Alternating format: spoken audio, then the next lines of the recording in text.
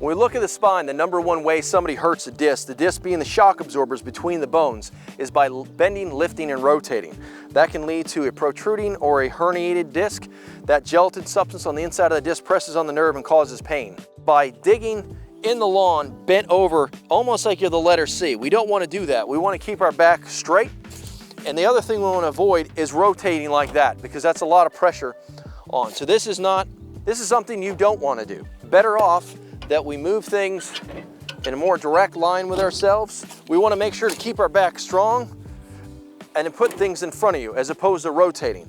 So again, keep your back straight and then unload in front of you. And of course, whether it's mulch, heavy bags of stone, etc., you want to make sure when you're loading, you're avoiding that bending, lifting, and twisting. As opposed to bringing things, keeping it close to your body, drop it in here. You want to make sure you use something like a wheelbarrow so you can move it along with the help of your friends and get from point A to point B without having any problems. A lot of people ask about gardening, and we have something what we not want to do is basically going in a position where we're rounding out our back. We ideally want to keep our back straight. So if you can grab a stool to sit on or even kneel to pick these things up, that's going to help out.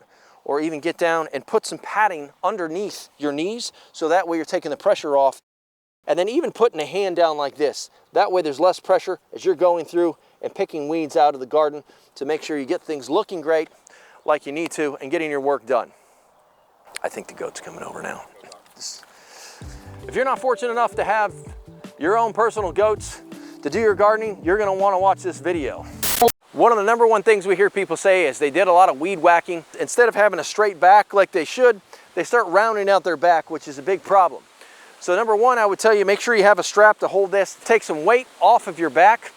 And then once you're doing this back and forth, keep your back straight. If you have an hour or even 30 minutes worth of weed whacking to do, it's going to be a good idea to break that up. Do 10 minutes, go do another project, and then come back around to it so you're taking pressure off the spine. If this has been helpful, feel free to like, comment, or share, and we'll be glad to help you how we can. And we hope you have a great summer in the lawn.